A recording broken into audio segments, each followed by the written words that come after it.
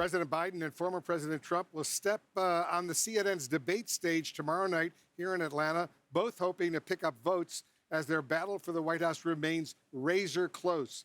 CNN political analyst Maggie Haberman is joining us right now.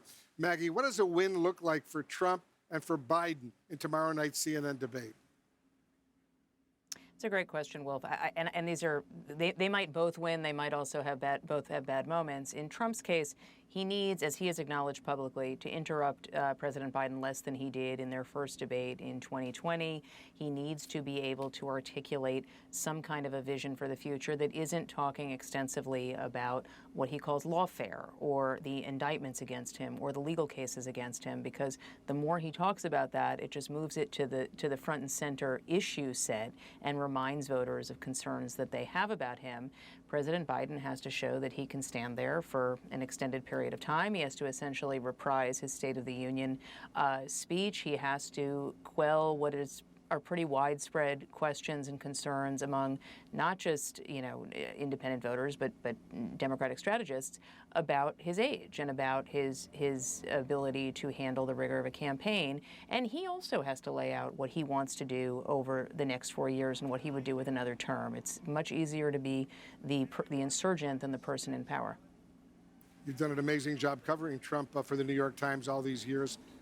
We've seen Trump and his allies in recent days already trying to pre-spin the debate. What does that suggest to you? Well, this is always what they do. I mean, there's been a bunch of things. They've been pre-spinning the debate and how Biden will do. Trump has both set expectations low and then tried to say, actually, he's a worthy debater. And his associates have been pushing him to say something like that for a while. Now they've moved on to baseless allegations about drugs that Biden is on. Look, this is what Trump does with everything that is an open question for him, is he tries to frame it so that no matter what happens, if he doesn't do well, it's because the system was set up in some way against him. It tells me that Trump knows that this debate needs to go well for him and needs to go badly for President Biden.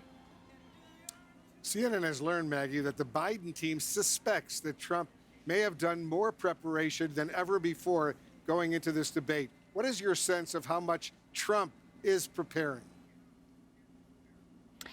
Trump has definitely been preparing for this debate, although for the most part he's been, preparing in ways that are different than President Biden has. President Biden has holed up at Camp David with a number of advisors. Trump has largely, although I think not exclusively, done policy time where they have gone over aspects of his record and things that he wants to focus on, and then areas of contrast with President Biden. I think that the Biden team wants to raise expectations for Trump by pointing out how much prep he has done, and I think that's what that suspicion of theirs is about. But I do think it is true that he has taken this seriously and has been trying to prep for it.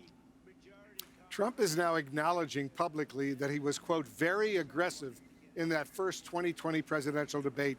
How do you suspect Trump is likely going to behave towards Biden this time around? The problem with predicting how Trump is going to behave in any given moment is that he will, among other things, do the opposite just so that he could say that people were wrong. Sometimes he just acts in the moment and it's, he is unable to contain himself. It's clear that both he and his associates would like him to behave differently than he did in that first debate in 2020. Whether he is able to do that remains to be seen. The thing, Wolf, that I think that can't be overstated is both he and President Biden really, really dislike each other, and that creates something of a combustible combination or set of circumstances once they're on stage together. Is there any expectation, Maggie, that Trump will use this debate and the huge audience it will draw to make a major announcement to shake up the race, if you will? Well, there's certainly a possibility that he will do something like that, although I think the person who needs to, at the moment, shake up his set of circumstances is President Biden, not Donald Trump. There's certainly a possibility that he could announce his running mate at the debate. That I don't think is necessarily the likeliest scenario, but it's certainly possible. Anything is possible with him. But I think it's more likely than not that he sees how he does in the debate and then goes from there.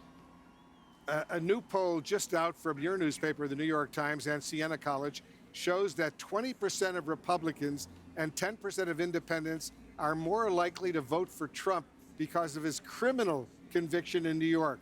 What do you make of that?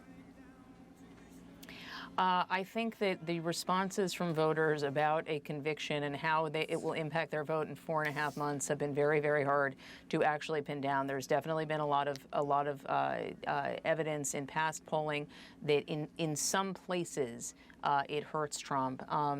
I think there are people who may be responsive to his message about a weaponized justice system. Again, he repeatedly, claims without evidence that this is all being puppeteered by President Biden. But I just don't think any of this is determinative of what it looks like in the fall. Maggie Haberman, as usual, thank you very, very much.